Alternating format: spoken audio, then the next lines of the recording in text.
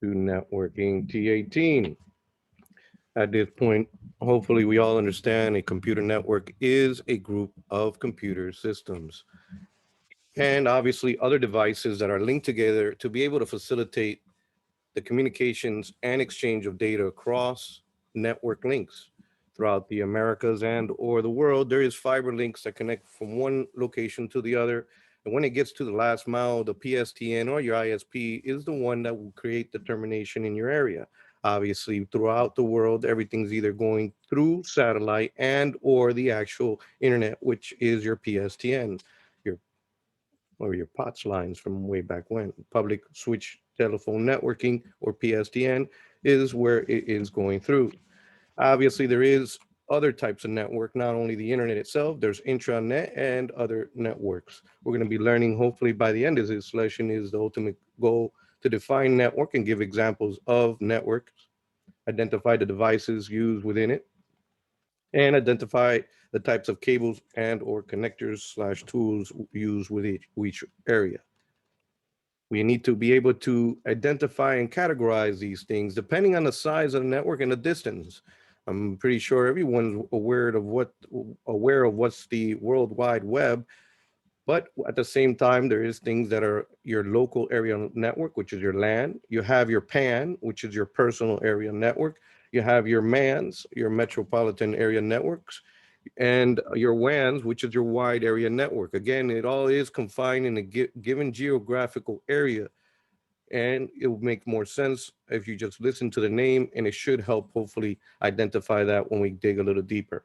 Another things that we're going to be touching into is the actual network types and typologies, which is your mesh networks, your ring networks, your bus networks, your star network, your hybrid networks themselves. Obviously, depending on where you are on the network, you have different types of devices that are used. The dumbest ones are your actual NIC cards or hubs, your switches, your routers, and gateways and firewalls are obviously on different levels going on up. Your switch obviously is on layer 2, your router will be on layer 3, and obviously your gateways or firewalls, depending on what they're doing, they could be on any layer above. The cables to use within these different environment are, as I mentioned a moment ago, is fiber optic. You have your twisted pair and you have coaxial, depending on who the ISP and or how it actually gets into your demarcation for a facility. The majority of the people do not have that type of money to bring in a circuit completely in with fiber. It would most likely be the last mile being some type of copper and or coaxial cable. There is a various types of tools that we'll be using to create those terminations. We should be aware of the crimper, the punch down tool, a multimeter, a cable tester, toners, and its probe, and your loopback plug are basic tools that we'll be utilizing. So with all this mumbo jumbo that I just spit out, what do I need? Adaptability and growth mindset. Have to be willing to learn all these new topologies and or things that they keep on inventing, because God only knows back in the 80s, all we had was token ring before anything else came out, and Ethernet obviously took control. At the same time, we need to be able to adapt in any given scenario. As I mentioned, there is different types of networks out there, so we need to be able to adapt and identify exactly where it is. Questions or concerns before we get started?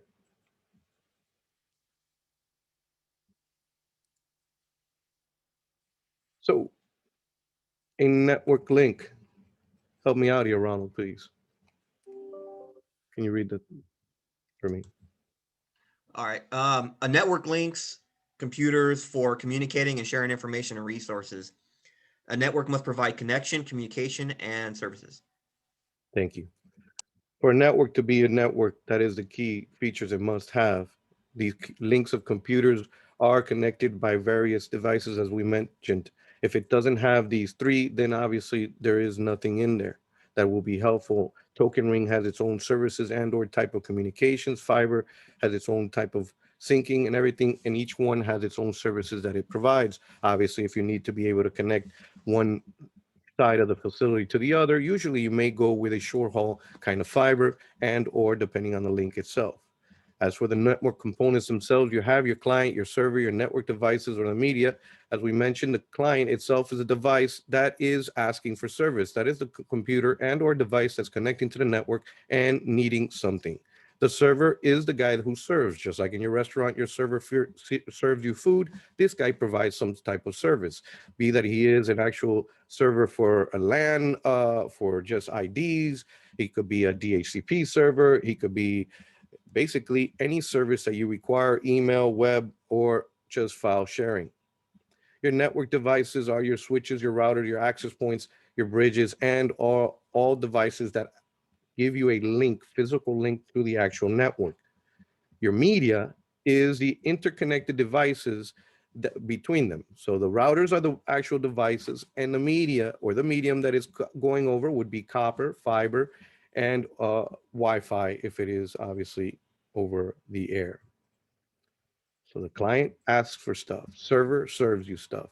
Network devices is where the stuff run on, and your media is the ones that help it connect. Questions?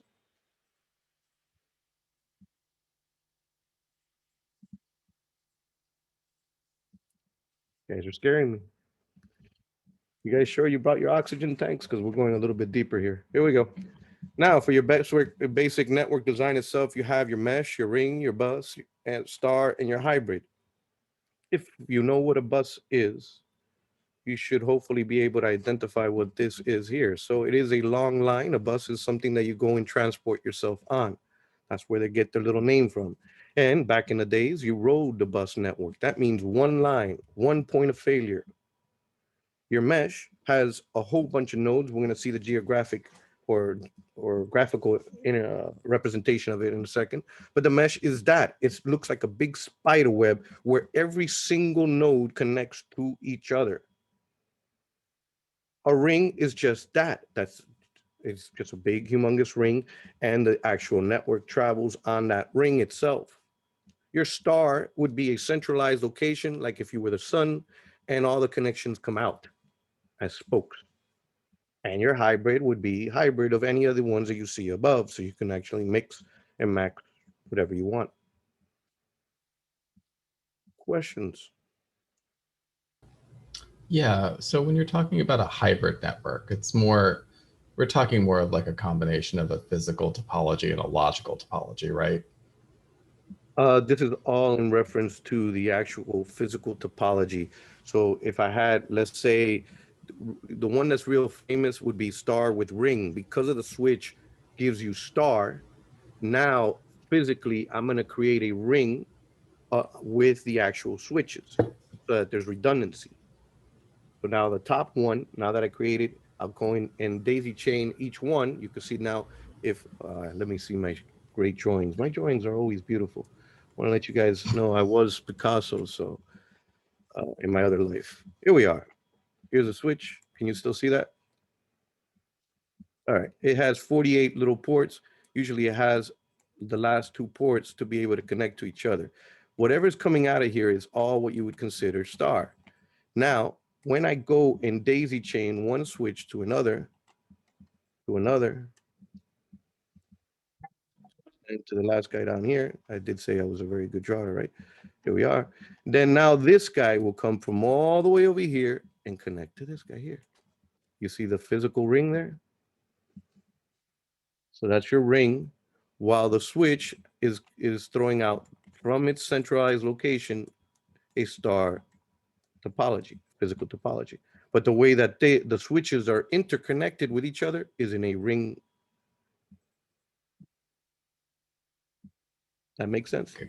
Yes, I got it. Thank you. Okay. Do all the hybrid networks involve star? Because Kelly just mentioned star bus as well as star mesh. Yes, you can have anything that you want. Obviously, the mesh network itself is costly. That's going to cost a lot of money to have all those nodes interconnected to each other. Usually, a mesh is more of an external one than an internal on your LAN. You wouldn't want to do a mesh inside a building.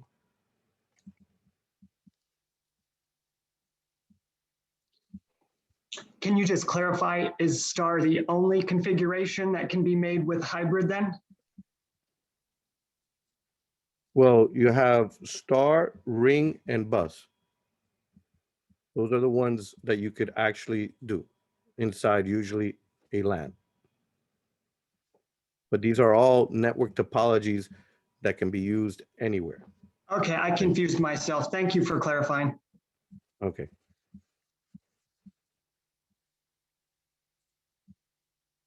Now, if I can only see clear drawings. Did that work? No. Hey, it pen's gone. Okay, now I can go back to here.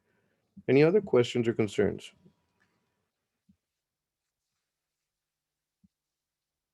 All right, so let's go look at the pictures of them. So here's your mesh topology itself. The mesh topology is the one that has basically no point of failure, no single point of failure. If any of those devices go down, there is another circuit going another way, another route to allow me to get in there. Versus if you notice on the bottom left, I have my common bus. That's old topology where everybody rode the bus. And that bus itself, if any point of that cable actually fails, the whole bus is down. All 6 computers go down. In your star topology here on the upper right, you'll see that the switch connects to the actual internet, which would probably be a router, obviously, the cloud there. And everybody connects to him. And then on your ring topology is basically that. There's a big token ring. Usually that's how it was. One big ring, very similar to the bus, but in this time, the ring needs to be complete. If the ring's not complete, the whole ring goes down. When it is in the old ring, token ring, but it's for the physical, this is what it looks like physically.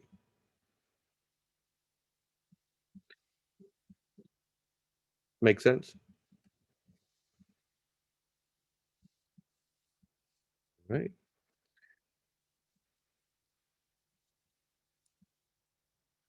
Now, as for your client server, as I stated before, the client is the one that's going to be asking for stuff on the network. He's the one that needs resources, be a web server, email server, HTTP server, FTP server, whatever kind of server. Somebody is giving me something, printer server. There's a plethora of servers out there, depending on what it is. So that's one type of network where you have a client with his server. That's a type of resources types of networks by resource location. In other words, if this facility has a client server, this is what you're looking at. There will be servers in the network and there will be clients. Peer-to-peer has no servers. Everyone talks to each other. For those that remembers 3.11, Windows 3.11, it was usually a big peer work group inside the building before all these servers came out. So peer-to-peer, the key thing here is to know that you are equal to everyone on the network. So therefore, there is no server. There's nobody that's going to be higher than you in authority. Obviously, this is not very good to use when it comes to more than 10 PCs, especially with the amount of processing to be able to make sure everybody's able to get each other. Windows and or whatever application, OS that you're using requires that every single PC knows what the ID and password is of the other one. So it becomes a little bit cost associated backwards there to be able to maintain that. But it exists for small networks, obviously. Your PAN. Now here is the one in reference to geography. We said here was the one in reference to a resource location. So either you're on a peer-to-peer or you are on your client server. Over here, we're talking about geographic area. That's what we need to concentrate when we memorize these PANs, WANs, LANs, MANs, WANs, Wi-Fi MANs. What God, I don't even know how many MANs out there. Now, PAN, personal, me. That's me, only me. I don't need anything else. It's me. If you can remember that it's personal, then hopefully you can remember that means if you're connecting by USB, by Bluetooth, and or by anything to using it directly without using any server. In other words, I'm in this confined little area. I can't go farther than my given area. That's a PAN. Has very short range. It must be within my area. Questions on a PAN? This is not connecting to any other computer. These are all connecting to devices like your mouse, your actual phone, your headsets, your maybe if you're actually sending a file directly to another laptop, for instance, that would be a PAN without using any other switches or access points, nothing else. Questions? Doubts? Yes, go ahead.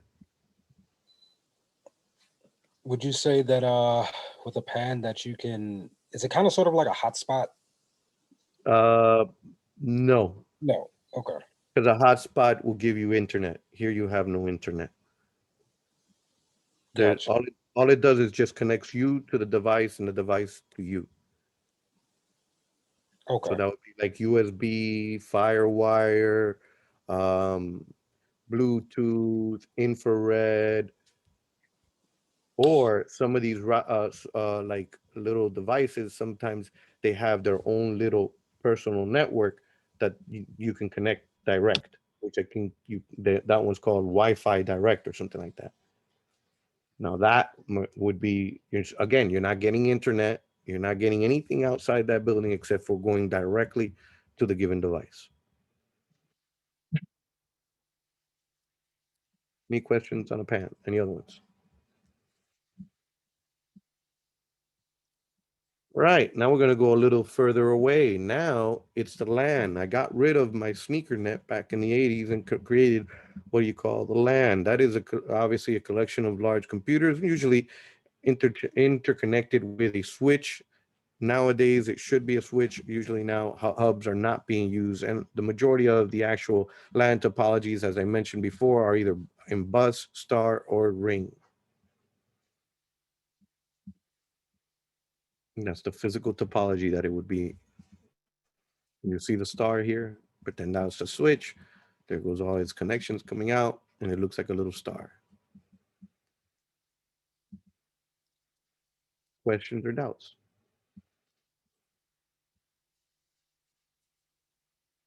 Once again, my LAN only gives me access to my LAN. I haven't left the facility. This service doesn't give me anything except for my local area network. What is here,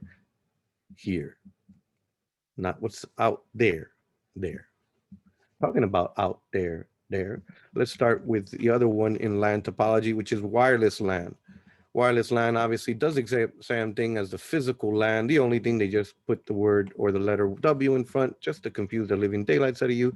But hopefully you understand a LAN is a LAN. And in this case, this is just a wireless LAN by itself. There is no copper. There is nothing else except for this centralized wireless. You could always think about this as being as in your home. I'm pretty sure nobody in your house, well, some of you might have actually had the privilege to do drops. So you just go and bring in the vendor, be Xfinity and or whoever it is, and put that Soho router in there, and it's only wireless. Your whole LAN in your facility right now most likely is a wireless LAN. Questions or doubts?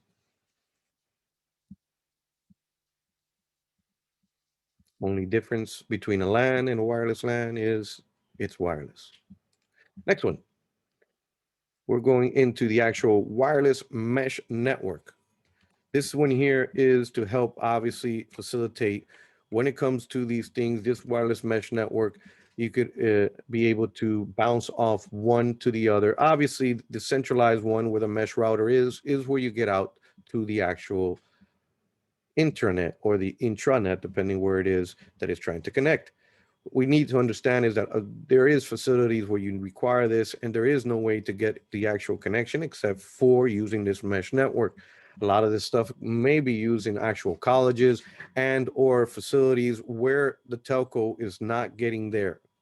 Or I can't throw any cable, any fiber from one side of the tarmac to another. This happens a lot when it comes to connecting one facility with another, and you have maybe operations in the middle, or maybe it's an airport itself. So from one facility to the other, you can't actually connect, or there maybe the actual distance is just too great. So this mesh network resolves the issue during the operations where they all interconnect to each other and send the information, like if they were needing anything to go out to the internet, it gets to the wireless router and out the gateway. Otherwise, if it's only staying inside the network, it only stays inside that mesh network and there's no need to go out.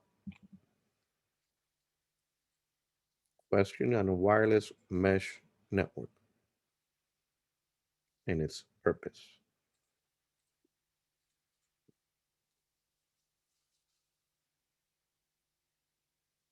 All right.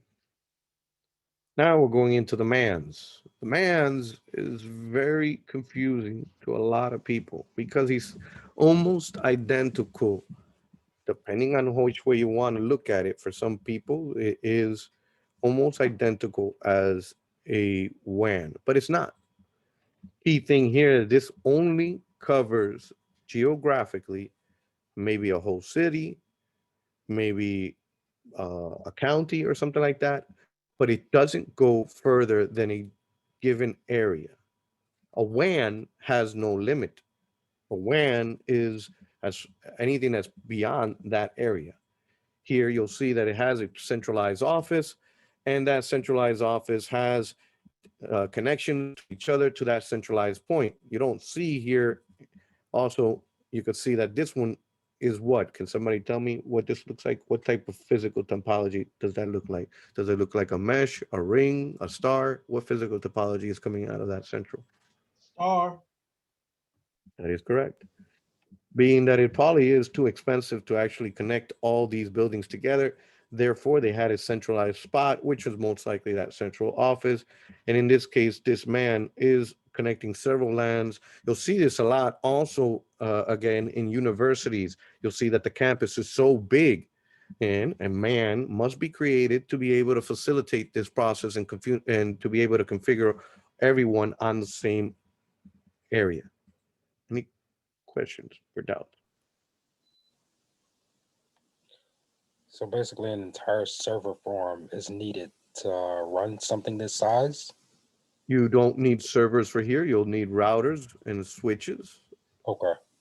Servers provide service to the computer. This is the physical topology of how they connect. So you would need a router and switch and maybe access points. Okay. Here we are. Now we go a little further away. We have our wide area network. Basically, the internet runs on the WAN and your intranet in most of these companies, if they are not confined to a geographical area, they will be obviously multiple LANs and or MANs in this WAN. Once again, in a WAN, you don't have to be on the internet. It's just a wide area network. Can be an intranet or an internet. And for those that say, what? Internet, just remember like your actual highways, your interstate versus your intrastate highways is the same thing. I-95 or interstate I-95 goes from one state to another. So that would be your inter, right? That goes to the internet. Inside. Intra network would be inside network. Anything that is with the actual company and or business that pertains to them. Next device here, if there's no other questions on WAN, any questions on WAN before we proceed?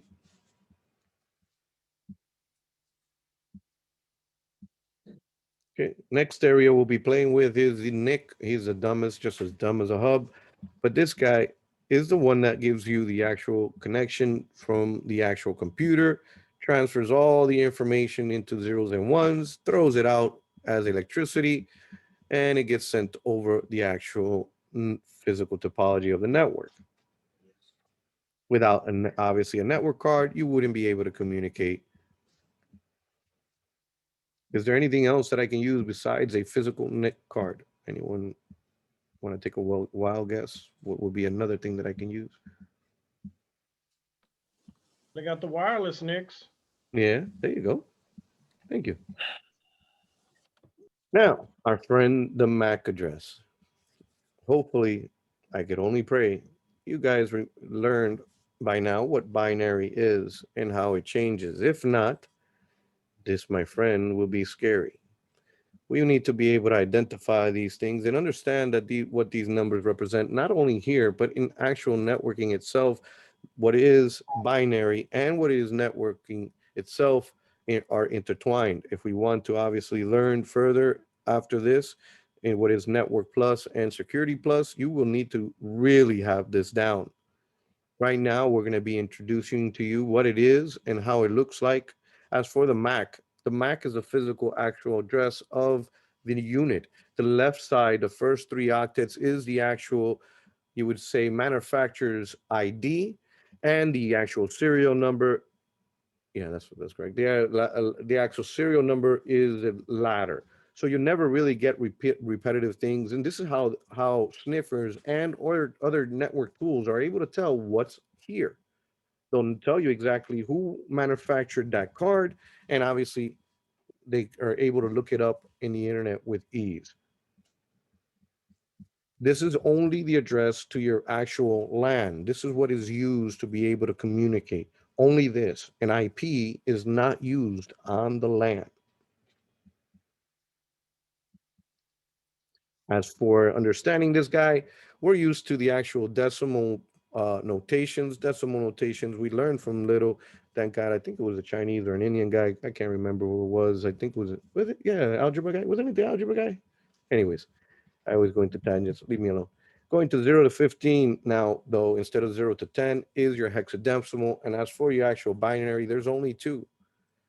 Each spot represents an actual number. In this case here, they're only showing you the first 4. Does anybody know in binary what those 4 spots from right to left are? Instead of from left to right, you should be reading it from right to left.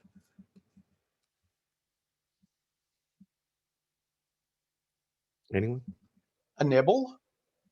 That is a nibble. That is correct. And what is the value of the first bit? 1. I'm sorry? Each one has a potential being 0 or 1, so 2. The first one, if you turn it on, it's actually you have to do by base 2, which is the part that we're talking about. And what happens is that you get, if you turn them all off, you're not turning anything on, you still have 0. But if you put 2 to the 0, which is that bit's number is 0, his value becomes 1 because 2 to the 0 is 1. The next one, the next bit to the right, his number is actually 1. So 2 to the 1 is 2. The next bit next to him, it always doubles from then. So we're doing actually binary, as you'll notice the trait. So now if I go 2 to the 3, which this is the number 3 there, 2 to the 3 is 8. Right? No, 4. 2, 4. I'm sorry, 2 to 2, and then 2 to the 3 is 8. So that's 4 and then 8. So that's 1, 2, 4, 8. 1, 2, 4, 8. It goes further. So that's 1, 2, 4, 8, 16, 32, 64, 128, 256, 512, 1024, 2048, 4096, 80, 92. Yes, my friends, that was just binary. And I could only pray that you play that game with yourselves and get used to those numbers. Those numbers must be memorized. It duplicates all the way up to there. For here, one of the key things we should be able to get to is the actual whole 8. If we can get to at least to the number 128, it's going to be very beneficial because of the fact that when we turn on 128, that's the part that we're going to be using for networking and subnet masks. Any questions or doubts on what crazy things just spit out of my mouth? Do we have to memorize this for the exam? You should be able to recognize these notations and be able to translate them. But if you give you a MAC address that says Z5 Yankee something, hopefully you remember that hexadecimal only goes up to F.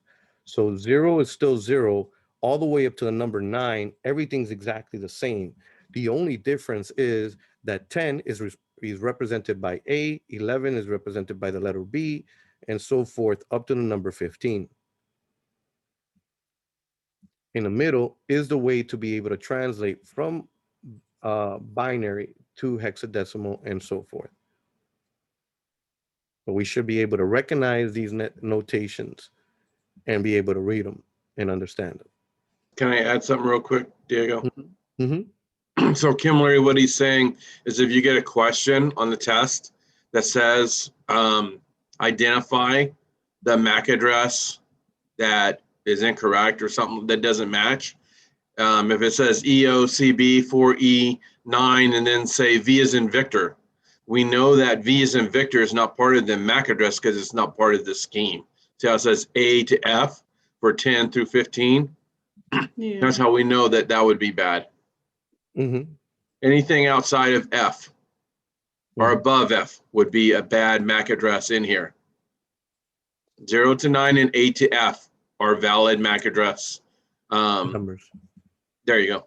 Mm-hmm. Those are the valid numbers because hexadecimal only goes up to the letter F. Oh, But as long as okay. we can say that we can tell when they're trying to give us a fake Gucci or a fake Rolex real quick, if you see the word Polex instead of Rolex, then you know that something's wrong.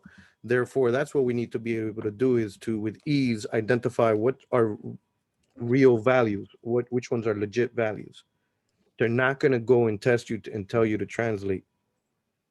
This methodology also works for the IPv6 addresses. That is true. Because it's also in hexadecimal. That is true. So then when they give you a hexadecimal IP version 6, if they don't give you something that's between 0 and F, you know that they're giving you something that's not legit. You just got to be able to read it and say, wait, that doesn't look right. You don't have to be able to translate it at this point. In Network Plus, Security Plus, Cisco testing, that's something different. They will expect you to do certain things. But for this is as deep as we need to understand exactly what these numbers are. Diego, if each MAC address is a unique identifier, Mhm. when my phone or computer asks me if I want to use a randomized MAC address, what does that mean? It's trying to spoof and create another MAC address so like that no one knows it's you. That's all it's doing. It's trying to hide you so that if they go and look for that MAC address, it's really gone because by the time you stop that communication, he's going to go and put back his original MAC address.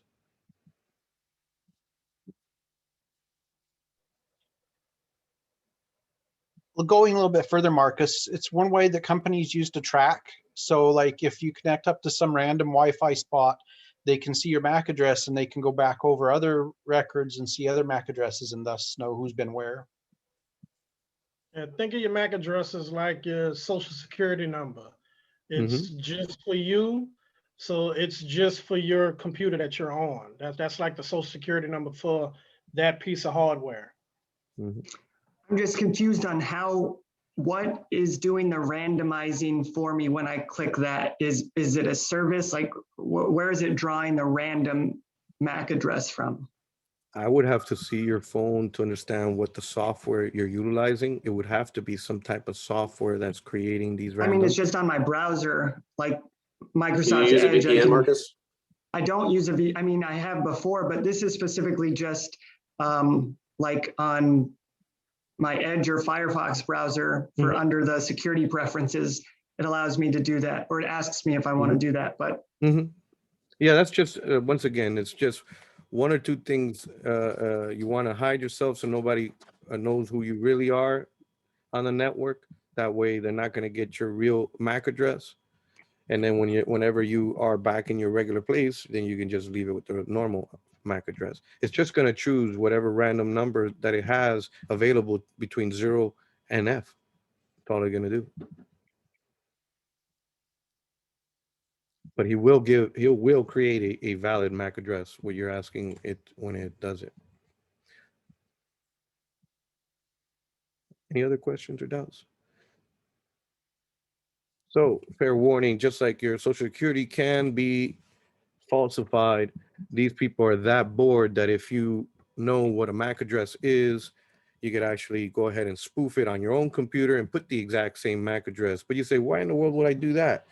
That's exactly why I want to do it. It's because of the fact that you are allowed onto the network. You, as a MAC address, are a vital resource to me. Now that I know that that guy can talk on this network, I can mimic that I am him and start talking on that network.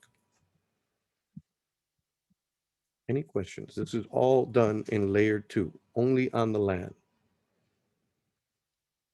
This is how switches communicate with the computers and vice versa, and computer to computer on the LAN. So we have several devices on the actual network. You got your router, you have your bridge, you have your switches, and you have your repeaters. Your router is your gateway out of the facility, be that it is an intranet or internet, wherever it's going, it's completely taking out of the facility itself. Your bridge actually bridges two different topologies themselves, let's say from token ring to Ethernet, fiber to Ethernet would be a bridge. Your repeater would be that. It is repeating the signal, repeating where you are, be repeating with Wi-Fi or repeating with a physical device. Those are the type of devices. And you'll notice that sometimes your Soho routers at home have bridge mode, has repeater mode, and has the ad hoc mode. Those are all different modes that it can pretend to be.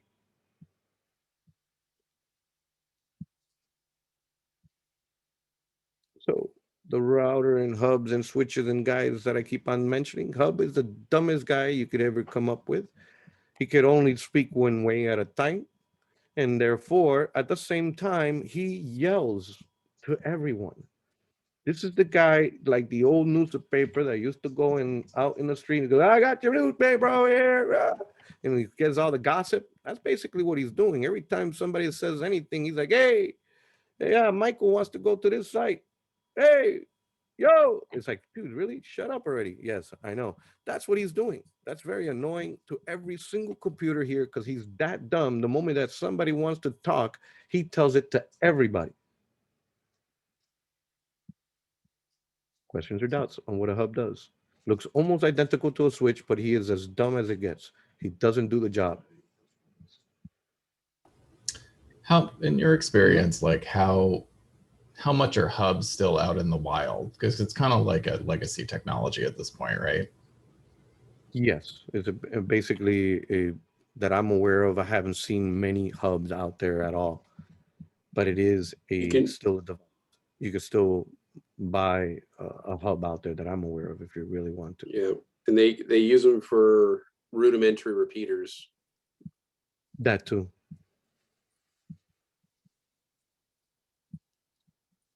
So it's a cheap way of doing things. I wouldn't recommend it, obviously. After the switch came out, it alleviated all these problems of people yelling across the network. Now, here we go. About the guy who is even smarter than him. Here's your switch. It looks identical to the guy I just actually showed you. The variance is that he can actually keep track of all MAC addresses on the network. So the moment that you say that I want to talk to Pepe, he goes, well, Pepe, he's on this port. Here you go. If you remember maybe back in the days of the movies where they call the operator and she starts plugging away the connection, and you ring, ring, ring. Hello, yeah, I want to talk to Bob. Oh, Bob, hold on. That's basically what this switch is doing. He actually connects you directly to the port. As long as I have the MAC address table with your information, which gets put there as soon as you come and yell out F, F, F, F, F, F, F. Not that you're yelling out, you're actually broadcasting when you're doing that. It sends out the MAC address of all Fs, which it represents also 255, 255, 255, 255 in IP. When he broadcasts that, he's asking for an address. That's what he's doing. He's broadcasting to the whole network, I need an address. The moment that he asks for that, the switch already stores this information in there, knows how to resolve already the actual name to the MAC address, so he's ready to go. And he's always updating the tables. One of the dangerous things is that if you connect a hub to a switch, you will have obviously issues with what that port is, because there will be multiple MAC addresses that it keeps on learning. Every time somebody talks, it keeps on updating that port's MAC address. Hence, if you ever see something like that, remove the hub, and usually that will fix the issue, the bottleneck. Only one way. If you remember, hubs can only talk one way at a time. They're not full duplex. Questions or doubts on a switch? Does it matter managed or unmanaged switch? They're both capable of that? Yes, the managed and unmanaged switch do the exact same job. Now, a managed switch, you can actually create what they call VLANs, virtual LANs. And with those virtual LANs, I believe that's the next, no, that's not there. It should be coming up. The virtual LANs themselves can actually separate. So instead of me buying it for marketing their own switch, one for accounting, I'm in a small mom and pop location, maybe about 50. Mom and pop is a small business for those that don't know these terms. Brick and mortar would be your Walmarts, uh, for those that hear me throwing out those names a lot.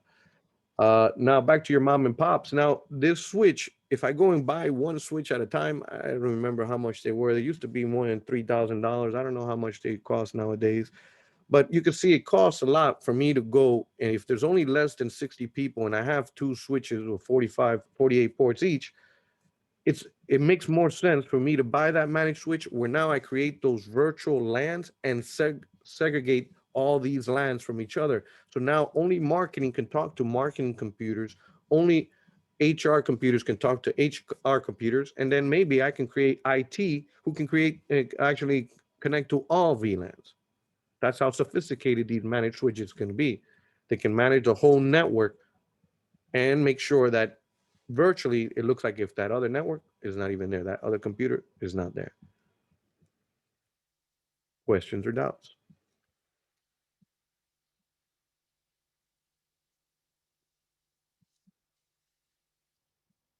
All right, your bridge, as I mentioned earlier, connects between two physical dissimilar networks.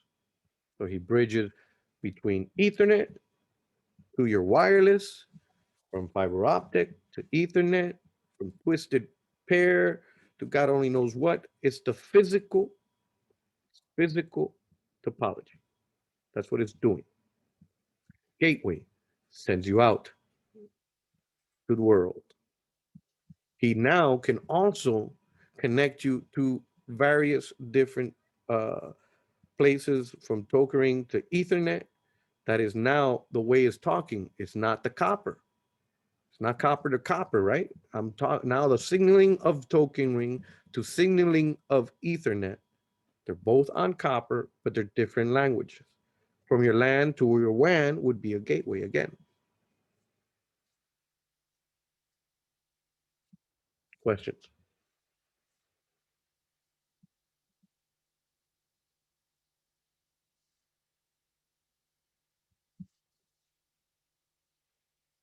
Your routers themselves, they make decisions by based on their configuration of network IP addresses. They have an actual table that says exactly where they should route all information. Obviously, the ones that are not managed, usually they just go and send it to their actual ISP, which is the one that you see there, the Soho router. You can actually configure any of the ones that are on the top in as detailed as you want. You'll notice that you have several cards on there in the back of the router that you can put several circuits and or networks.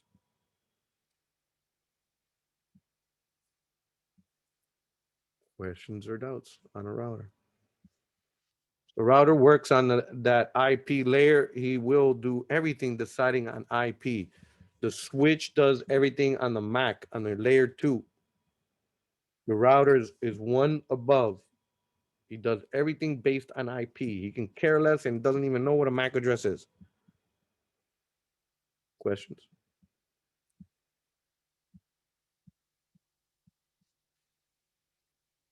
Firewall. Now this puppy.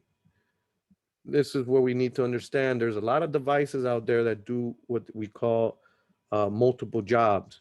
So we're identifying jobs here. Please do not get confused with your SOHO routers, your small office, home office routers, as they do plenty of jobs instead of just being a router. They're access points, they're switches, they're also have firewall capabilities, but that doesn't mean that a router is a firewall. It's just that one has the extra feature in it. And what is it? It's obviously a network, usually a either software or hardware that you can actually do, depending if you have it on the host base. I believe the firewall inside Windows is called Windows Defender nowadays, versus buying yourself an appliance and placing it on the actual network. The reason we want to make sure that we have a firewall, we want to make sure that it actually inspects all packets coming in. When he's sniffing the network and looking at it, you have obviously a set of rules on the ACL that help you identify if this packet should be coming in. You have your stateful and your stateless firewalls, which depending on if you do state, it can happen, or your stateless is where you actually initiate the communication. So I said I wanted to talk to Google. The firewall keeps track of that opening up conversation and looks at the sync anch. As soon as he sees that tunnel coming up, he allows it to come back and forth because it already exists. If it did not exist and all of a sudden Google was trying to send something to this computer and that computer never asked for it, this firewall will actually stop it. Now, firewalls are also usually in the zone of the DMZ. The DMZ is the demilitarized zone. That, my friends, is Swiss. So here's your big boy in the internet. As I said, I'm Picasso and writing. Look at my cloud. Look how beautiful the cloud. Here's the cloud. Now here goes your firewall. Yes, that's a wall. And here is what you call your DMZ. Now I put another firewall here, and my LAN and whatever it is for my network is over here. So the internet's out here. He comes into this DMZ zone through the firewall, who only allows him to go here. This guy here is making sure that as soon as you get in here, you do not leak out there.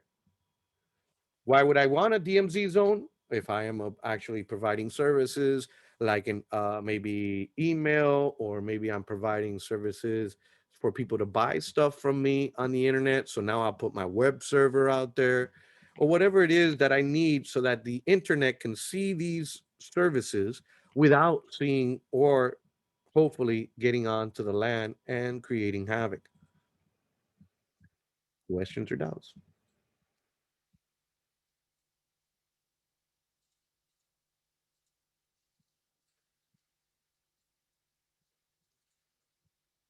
I'll be selling my paintings at the end of this class. So if anybody wants some. All right. Next is the coaxial cable. This, my friend, is one of the things that we need to be aware of. This cable has issues with EMI, obviously, which is the electric magnetic interference itself. You also need to note the ohms on it. And what those ohms do is, with a multimeter, I can tell where the actual problem lies. Back in the old token ring, which we used to have the 58, RG 58 and 59, you were always looking for the 50 ohms. The moment that you found 25 ohms on the bus, you said, hey, right here is where the bus broke down. Same thing with any of the other cables. If you do not see the ohm readings, wherever you don't see 75, that's where you stop. In that given area is where the issue is. Any questions or doubts on these coaxial cables and the necessary of understanding of where they are used? You said it has issues with EMI, but Yes. then it says it's resistance to With the EMI. shielding, yes. With the shielding, yes. Okay, okay, thank The you. shielding is what helps you. Sorry, I did fail to mention that part. Since they do have problems, that's why they're shielded.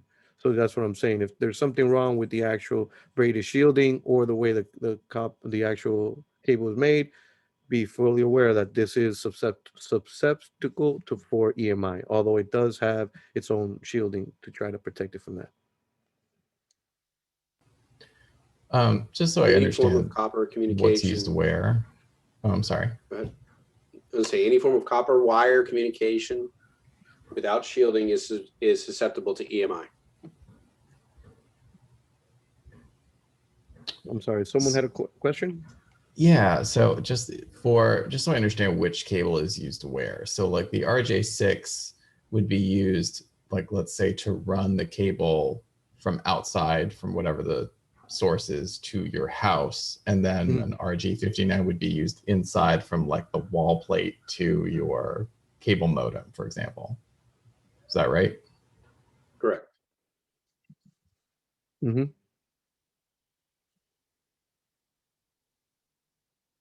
So you could see this here as being that little box outside where your cable company comes to.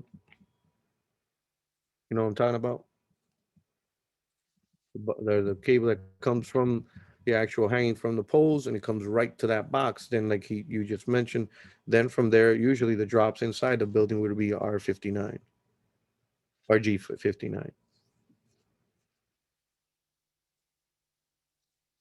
The most important thing that they're going to test you on here is understanding what the cable is and recognizing these numbers. Nobody's going to go and trick you that I'm aware of and ask you, hey, which one's RG6? Which one's no? They're going to throw you to you maybe a question of, out of all these coaxial cables, which one's legit? In other words, they'll probably put RG49, RG58, RG7, and then or something close to try to trick you.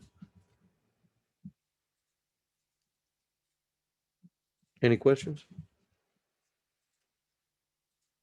Pretty sure all of you are used to these coaxial cables. Back in the days, this was used almost everywhere. As for the actual connectors on this device, you have your BNC and you have your F connector, the one that's round that you always saw in the actual back of your TVs. That's the F connector. And the BNC, the bayonet, Nielsen, or I don't know, I don't remember, Nielsen, Coleman, I can't remember the guy's name, the two people, but this is their names in here. BNC is a lock, while that one's twist with a screw.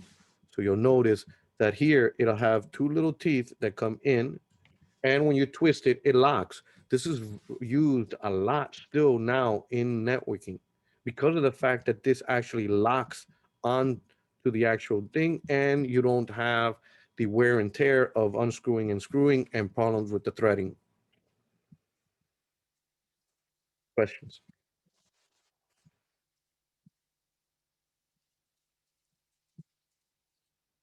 BNC, hopefully we remember him and the locking locking mechanism, because that type of mechanism is used in another one too. But the BNC is for the coaxial cable itself. As for the shielded twisted pair, or STP, that's what it means. It is actually shielded to avoid EMI. Once again, these things are susceptible for the actual EMI interference. Hence, that's why this one, the shielded one, gives you this to ensure that hopefully that there is no issues. Questions or doubts?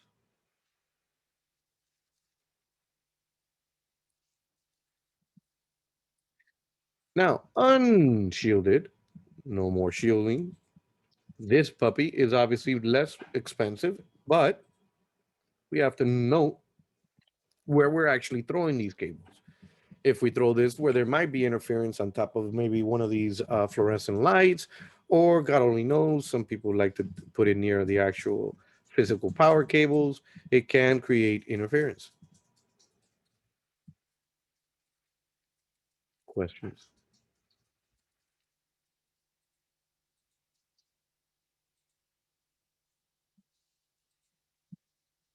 Does anyone know why they twist the pairs? What's the big spiel about twisting it, except for making it look like if it was some type of spaghetti? It's supposed to provide some amount of shielding. I would take maybe that as more or less the answer. Yes, it's very close to the answer. Basically, for to avoid cross contamination, because if all the wires were to go horizontal next to each other, it would actually jump from one to another. The electricity, or the 0 or the 1, will be skipping from one wire to another. That's why you'll notice then that the twisted pairs, depending on the color, one is twisted more than the other. You'll see here green is twisted much more than the orange or the brown. Same thing with the blue. That is on purpose. Questions or doubts? Could you just repeat that, Diego? I'm sorry, I was trying to write the notes down for the specific reasoning. It is to avoid cross-contamination of signaling. Because of the fact that if you put all the cables in for a long distance in parallel to each other, it can actually jump, the signal can actually jump from one wire to the other. So they actually twine these in different ways or different amount of twists. And each one is, they're not going to ask you that type of technicality, how many twists each one has, but you just have to understand that that's why they're twisted, to avoid cross-contamination of signal. The twisting puts them at 90 degrees from each other. Mm-hmm. So it's harder for the signal to cross over. And it's always moving around in a certain circle. And since not all these are not twisted in the same rate, there's no way that the signal will be exactly, if all 8 wires send the signal at the same time, that they will be at the same spot at the same time. Did that make sense, hopefully? Yeah, thanks. All right. Next one is the actual categories. The Cat 3, I haven't seen that guy since I had to do all these facilities back in the 90s. Cat 4, once again, that guy is pretty much out the door. I've still seen some Cat 5, 5E. As for your Cat 6, 6A, and 7, those are the latest and greatest. And as you see, depending on your category, the faster you can go. All of them, unfortunately, can only reach a maximum distance of 100 meters. I wouldn't even test that, which is 320 something feet. As soon as you get to even close to that distance, it starts degrading the signal. And hence, obviously, if it's not at a certain, it's all these zeros and ones we need to understand it's electrical current. Therefore, the greater the distance, the lower the actual voltage is going to be when it gets to the other end. Therefore, it will require a retransmit because it can't decipher if it's a 0 or a 1. So they have to retransmit. Hence why they're showing you the actual maximum distance. The ones that do give us obviously more features is you'll see here in the Cat 5, you can have Ethernet and fast Ethernet. On the next one, you got gigabit Ethernet, and you have obviously up to 10G depending on the actual one. The main one, Cat 7, can actually do the whole full 100 meters, while the Cat 6 and 6A can only do it within that 55-meter range. Don't know why they came out with 5 and 5A, because I mean 6 and 6A, because it's basically the same thing. Questions?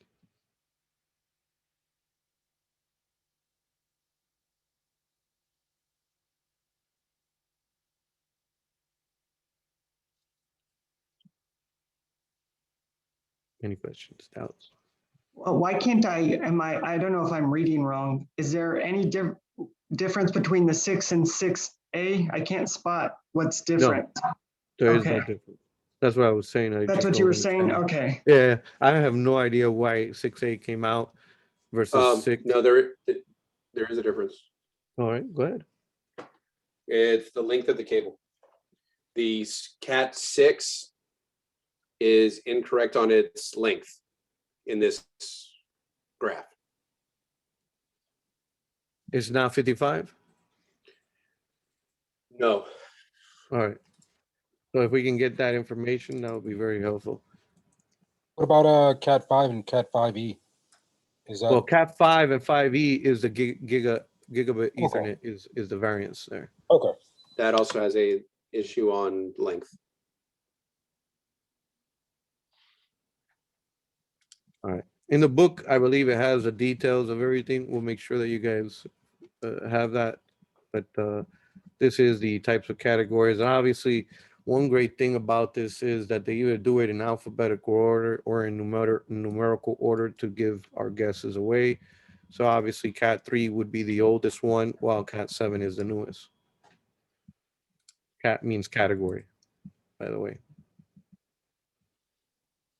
Any questions or doubts?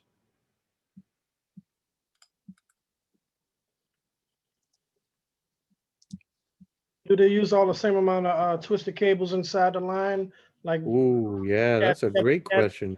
Cat 7 versus Cat 5? Great question.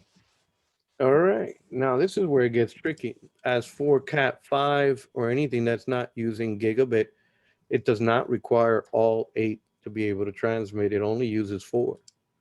As for the gigabit Ethernet, anything that's above that will require for you to be able to use all 8. Hey guys, in the book, the standard one, the first book we have on page 343, it concurs with what Kelly said about Cat 6 versus Cat 6A. Cat 6A, that N should be 100. The 55 should be at 100. Yeah, says Okay. So that was Cat the fix.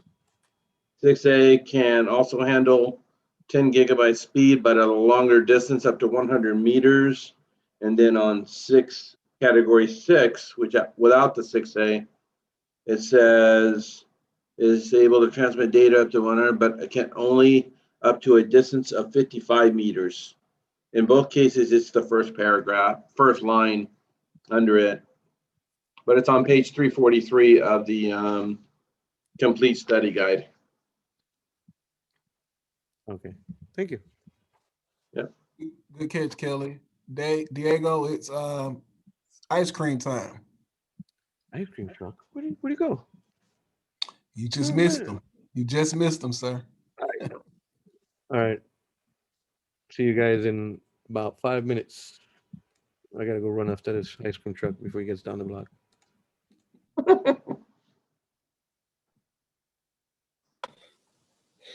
Wow. Okay.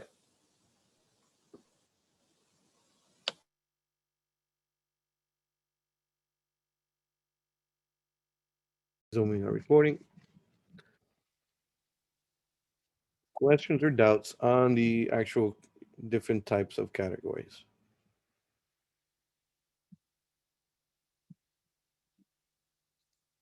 All right. As for your twisted pair, you have the 2 different types. You have the RJ45 and the RJ11. RJ45 is the one that you will utilize the most, depending, obviously, if you're using a phone system, you probably recognize the RJ11 as the one that usually is on the telephone. This one only has 2 pairs, while the other one, or 4 pins, and while the other one has 4 pairs and or 8-pin connector. Ethernet connections are on this type of cable.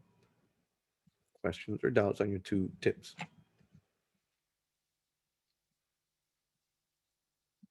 As for utilizing these tips, whenever you run into an issue with your actual phones, if you see that supposedly the phone is supposed to be full duplex, everyone understand what half duplex and full duplex means?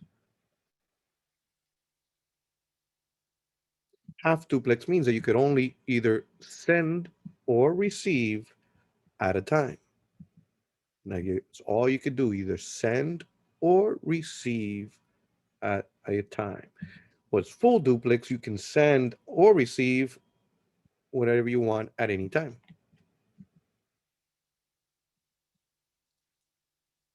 Now, why am I mentioning this? Because of the fact that one of these days you're going to be called into that conference room and the guys or the lady is going to be yelling at you and saying that this piece of junk that costed about $5,000 is not working. Please do not throw away that equipment. What could be the solution?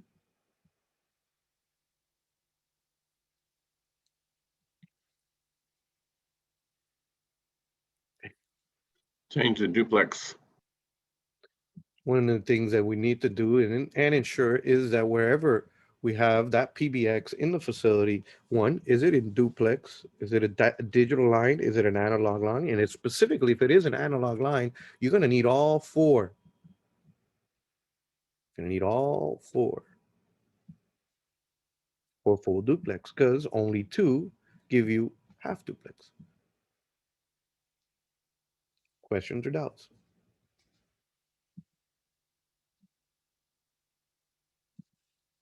All right. Continue then playing with our A's and B's. As for our A's and B's and 1, 2, 3s, my friends, this we have to play with. We need to be able to decipher between an A and a B. B is the one that's utilized the most. At least that's the one that I usually seen. As for A, that's still being used. Why must I know these things? Because if it's not in that order and someone creates the cable on the other end wrong, or when they punch it down, they punch it down wrong, then obviously there is no order to this chaos. It must be either orange or blue. I'm sorry, orange or green is going to be always first. So you have your white orange, your white green, your blue, your white blue, your white green. Oh, sorry, white green. Then it was green. Then it's white, brown, and brown. Your white, brown, and brown are always on the bottom. White, brown, and brown don't change, and your blues don't move. If you could just remember that the only ones that intertwine with each other would be only the orange and the green, that will be helpful. Obviously, there's plenty of little songs and rhyme names, but my friends, there's nothing better than memorizing exactly how it goes. Be that you use a naming convention or not, your A always starts with orange and your B always starts with green. Now, you always have to remember that the white one's got to go first. So now you have white, that means it's white orange, then it's color orange. You have your white green, but now this time, unfortunately, blue is going to be in the middle of everything.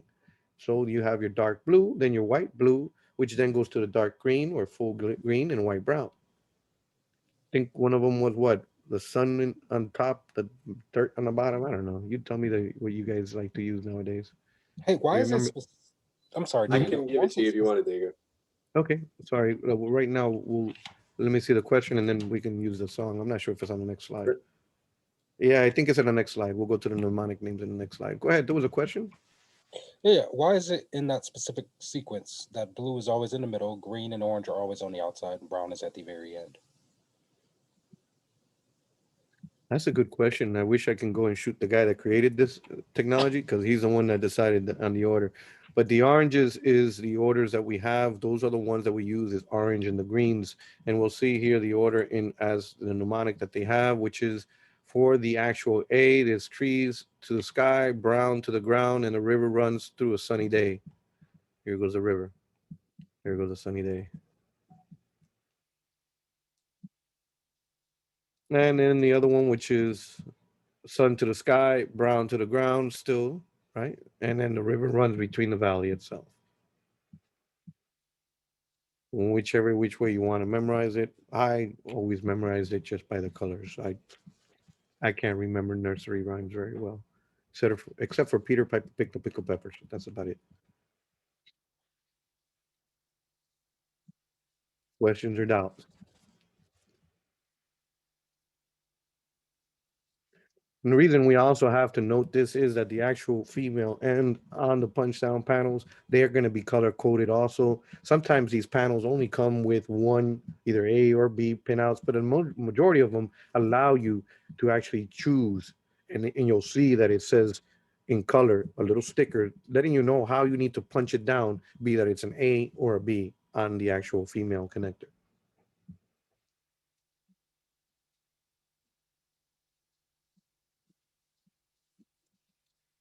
Questions or doubts?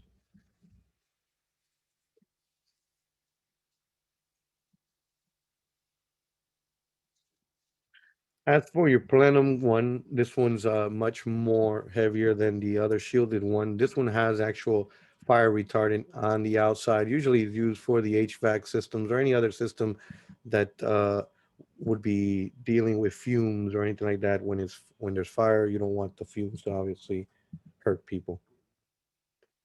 Questions or doubts on the plenum? You see the major difference. Every single pair is insulated.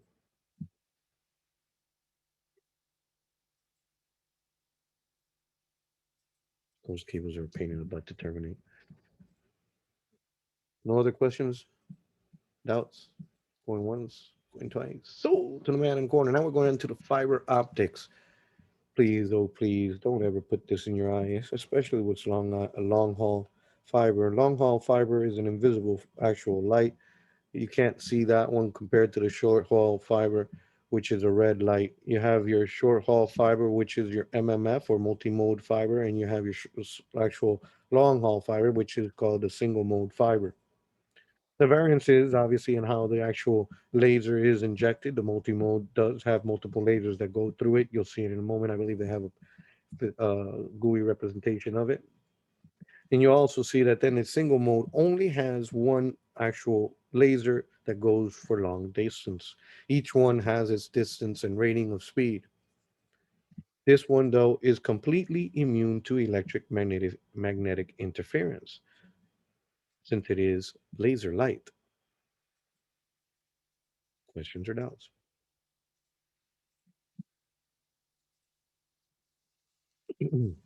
So multi-mode, you'll see here that it throws us 3 at a time. As you can see, it bounces inside that glass of fiber while it's going across. Single mode goes straight across the path. It does not bounce anywhere. Questions or doubts?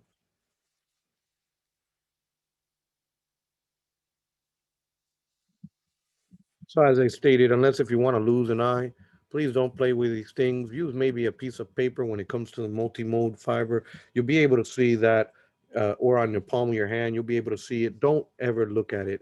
I understand that you think it's not hurting your eyes, but it is. Slowly or surely, if you keep on playing that way, it will burn your eye. All right. Enough about burning eyes. Let's look at the actual multi-mode and their actual speeds. Again, they're going to play the little letter game with you. So you have your FX, SX, and SR. You have your FX, which is the 100 base. You have your SX, which is a 1000. And then the SR, which is the last one, the 10G. This then has its limitation, obviously, on actual distance. The single mode only comes in 2 of them, 2 flavors, which is the LX and the actual LR. Questions or doubts?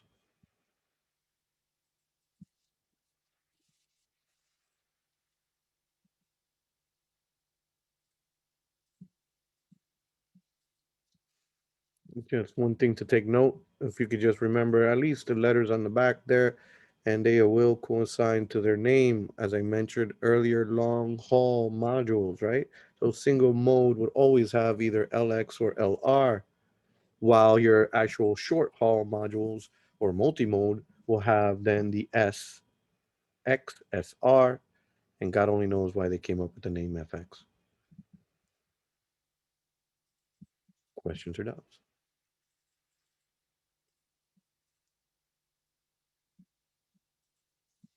This is a memorization game, guys.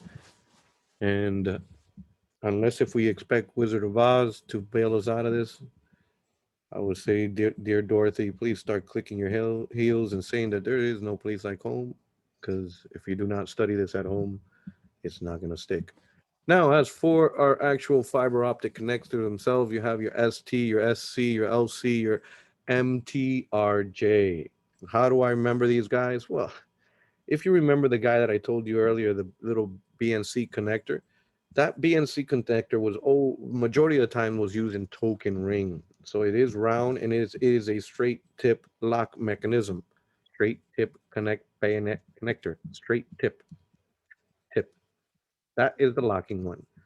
Now, as for the next one, me and my beautiful spelling, remember that the SC spells out square. Yeah, it does in my head. Therefore, it is that square connector. ST is token ring round. I remember the word round. Now I know that that's the locking one. Now the next one, which is a lucent, believe it or not, looks like an L. If you look at it very carefully and you have an imaginary life like I do, that looks like an L. With his little tip on the top is the actual thing, while the bottom is the bottom part of the L. That would be my lucent connector. Anyone feeling me yet at my little game names? No one? Last one, there's no way you can get confused since this is the one that has 2 in 1. All others only terminate one fiber at a time. This one, which is the one that contains both, you'll see the tip right there, the multi. questions or doubts on your 3 tips? Sorry, 4 tips.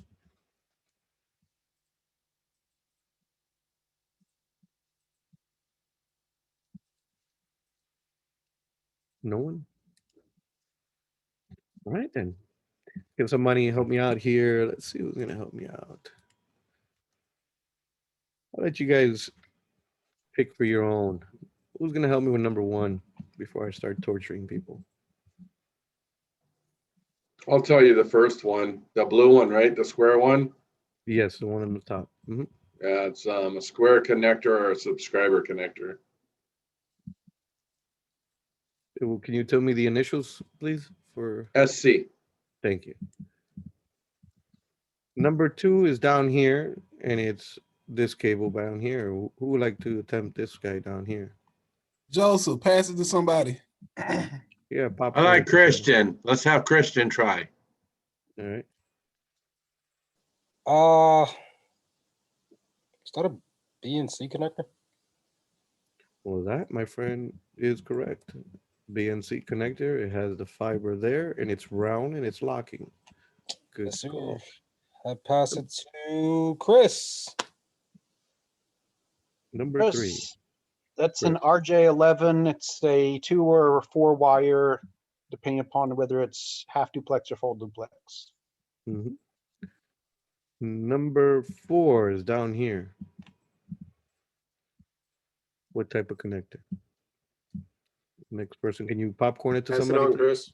Chris? Yeah, let's go Mohammed. Thank you.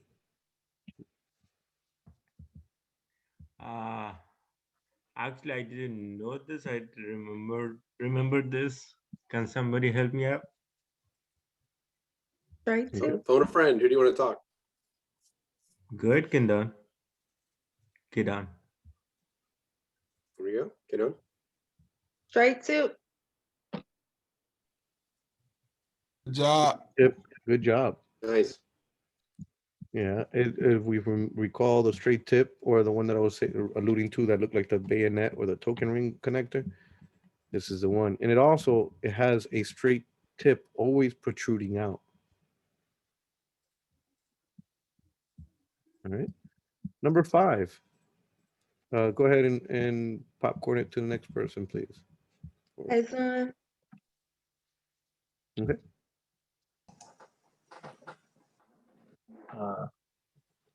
I think it's an LC. I don't quite remember the name. Yeah, LC is Lucent connector. That is correct. As long as we can remember what is the letters, they're not that I'm aware of. I have yet to see the names, full names, be ever mentioned in any documentation. In other words, they'll give you LC, SC, BNC, ST, RJ11. That is correct. Every time I've seen it's been abbreviations. That's how they're going to test you. Number 6. Go ahead and pop it to the next person, please. If you could pick one. Alvarez. Thank you. That's an RJ45 connector. That, my friend, is correct. So, any questions or concerns on any of these connectors?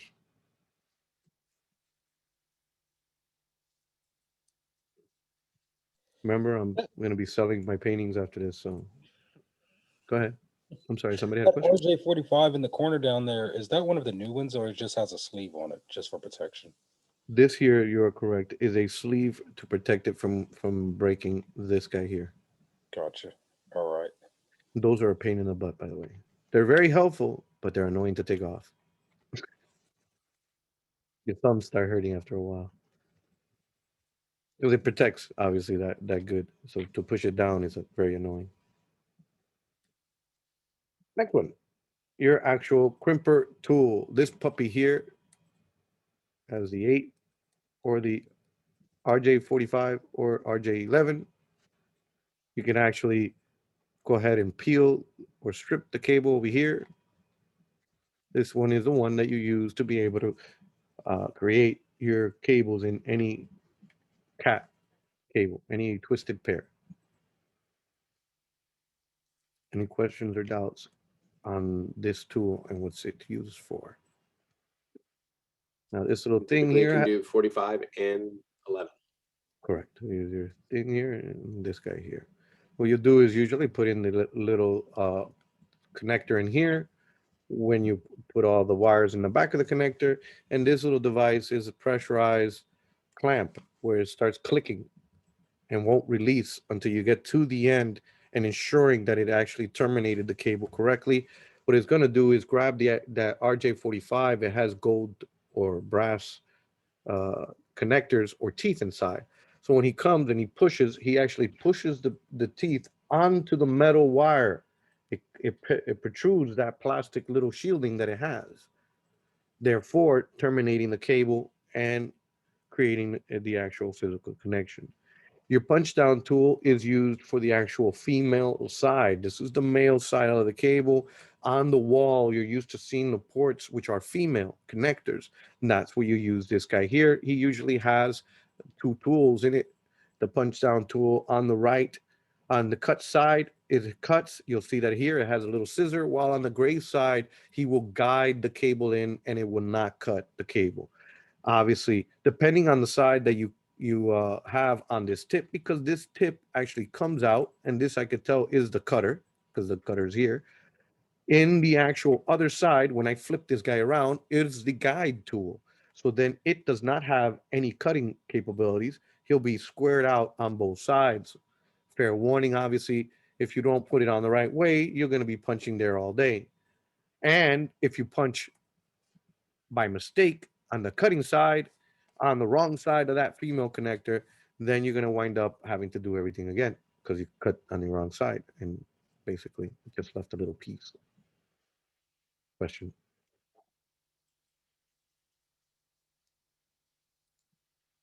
Here is a representation of your female connector. Here is also the little sticker, as I promised, the A and the B. So what you want to do is be able to approximately about, I would say, how much was it? I would say at least 2 or 3 fingers worth out. That's how you want to peel around that blue area, this thing. And then you go and insert it softly with that guider that I told you. You can guide them in. Lastly, you can then punch it. And when you punch it down, make sure that the cut side is on the cut side. Therefore, if by mistake I put the cut side, the yellow side to cut over here, you'll see that what I'm left with is just this piece of wire because it cut on that side, and my wire, the actual wire is in the inside. Questions or doubts? As for this little thing here, it's usually a little doohickey, a little plastic thing that they give you that you can lock the cables into spots so that they don't come off so easily. A lot of the technicians are very lazy nowadays and they don't put that little cap onto it. I strongly recommend putting it on, especially since you're going to be trying to mess with it in a faceplate to ensure that it doesn't get loose. Questions or doubts?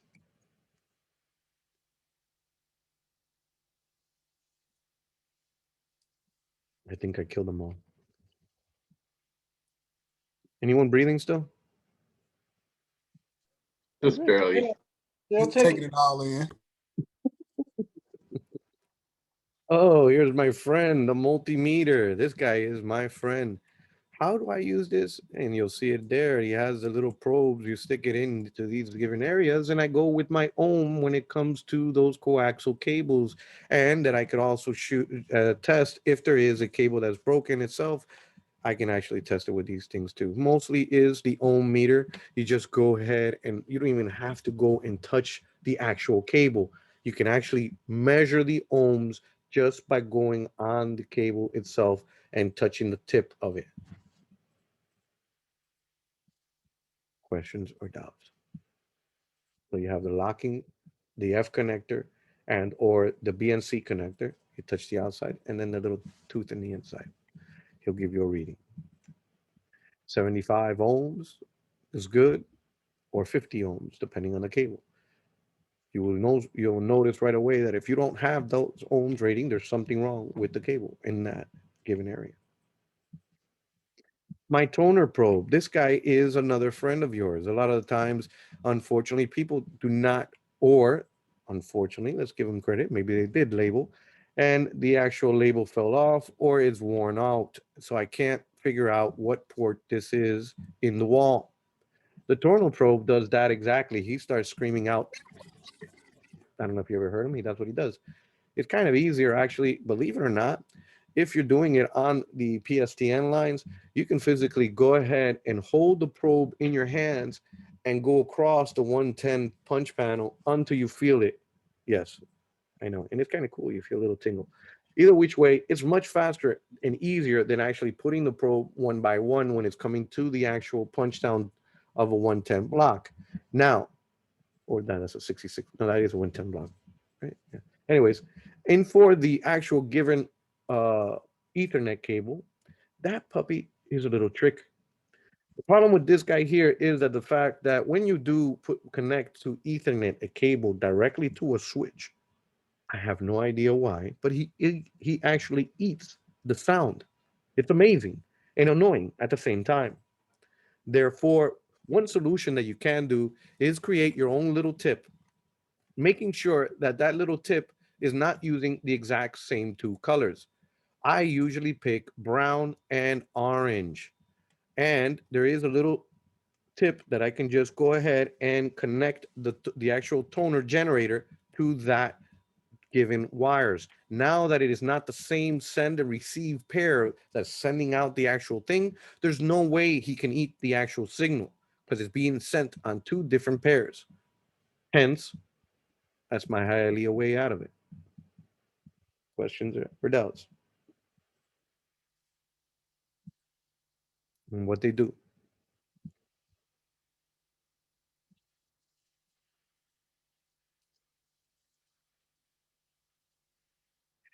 Our next thing is the loopback plug or the actual cable tester. The loopback plug is my friend to be able to tell if the card is actually working or the port itself on the switch is working. What he does is actually loop back the signal. What he comes in and he sends it back to the receiving. So whenever you're supposed to be sending it, it sends it back to receiving area so that the card believes that it's talking to the actual another device. At that point, you should see the little light flickering. A lot of these are very helpful, especially in the demarcation, to make sure that the card is actually still good or that the switch port is good, whatever it is. Questions or doubts on a loopback plug? It looks exactly like that. There's no cables coming out of it or anything like that. My next friend here is the actual cable tester. So when you're actually creating cables, you're going to have to make sure that they're actually good. So now that I terminated it on both ends, I can go ahead and connect this doohickey on maybe somewhere on the other side of the building. And then this one in the MDF room in the main distribution frame, which is a closet. MDF is where your circuit comes into a facility, and it is why it's called MDF. It is the main distribution frame for the facility. Any other closet inside the facility is an IDF or an intermediate distribution frame. Now that I am connecting out there, I want to be able to see these little lights light up in series. This now ensures that I was able to terminate that cable correctly. It will send it. If I have the cable in the same room, I do not need this guy. I could just connect the cable from here to here, and he'll test the cable and tell me if it's good. Questions or doubts?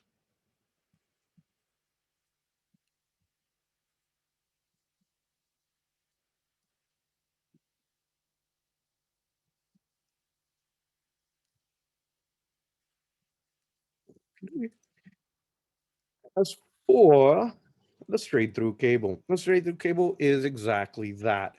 It goes straight through. So when I'm on this side of the PC or I get to the actual hub or switch, it will be straight through. Number one is number one. Now, in this one, this is a straight through cable for Cat 5 and below. Anything that wants to have gigabit or 10G, you have to understand now you have to do the other side too. The blue and the browns must intertwine. But for the purposes of this test, the simple crossover cable is this one, the original one. Orange and green swap sites. Questions on a straight through or questions on a crossover cable? So if you remembered your colors of greens and oranges, one side is technically A and the other side is technically pin out of B.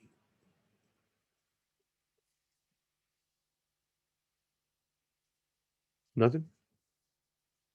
Wow. You guys are good, Marvin, man. These guys are all prepared before I even got here. Quick question. Yes, please. The purpose of this cable, I remember a long time ago when I just wanted to connect two computers together without a hub or anything. Is that the only purpose of it, is just connecting two computers together without a network? Hub to hub also. Hub to switch because, oh, well, no, hub to switch is smart enough to do it, so he'll fix that. But hub to hub would mean a crossover.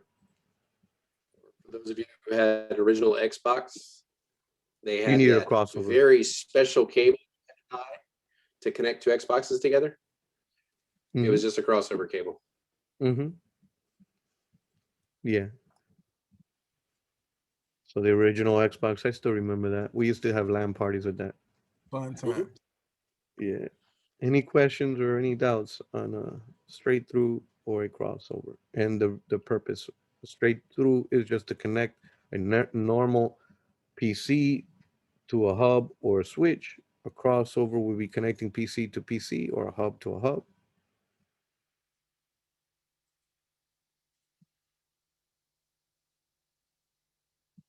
All right. Hopefully now then we should be able to define our given examples of a PAN, a LAN, a WAN, a MAN, and a WAN. God only knows how many MANs, WANs, LANs, right? And also, hopefully by this time we understand what a mesh network is. It is the one that has basically 0 points of failure. Well, it doesn't have 1 point of failure, it has multiple points of failure. That if one router and or device, depending on where you are in the network, it will not impede anyone else from communicating. Versus your ring network, your bus network, your star, those obviously sometimes have a single point of failure that can create an issue on a bus. As soon as anything goes down, the whole bus is down. On the ring, obviously, if you break the ring, then obviously the whole ring is down because it has to go around in a ring. Now, if it is a switch who's smart enough and you broke the ring, now he's just got to go back the other way around, which makes it longer. But otherwise, the bus is the only one that has one specific point of failure. At any time that dies, the whole bus is down. Star has a central node that can go down, which is your actual switch. Anything on that given switch would actually be down. Any questions or doubts? Be that it is maybe then types, topologies, what a hub, a switch, a router, a gateway, or firewall was, or any of the tools that we just covered, like the punch down, multimeter, cable tester, or pointer probes. Diego, one of the first couple slides, there was something mentioned about a certain number that could be linked together, and after that, it became awkward. And I just wanted to know what awkward was trying to convey in that context. Peer-to-peer, I believe maybe was the one that we talked about in the beginning. What's happening is there that there is there's no switch. Everybody's connected to everybody, per se.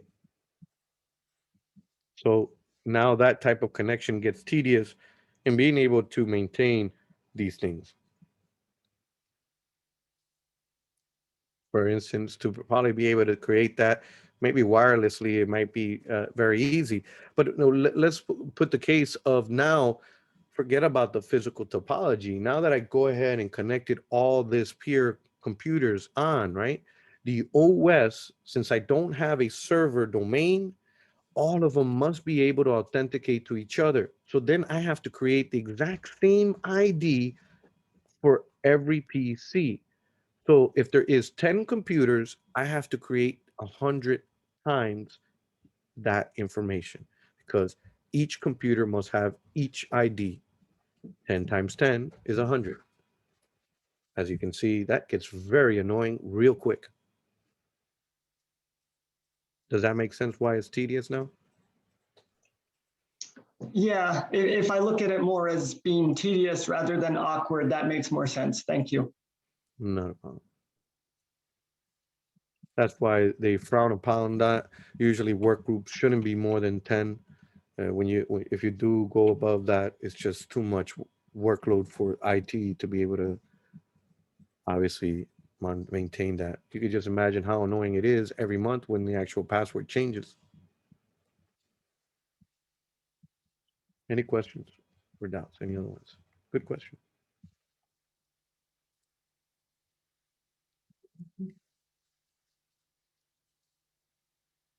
Well, maybe. All right. Guess we can stop there. We can come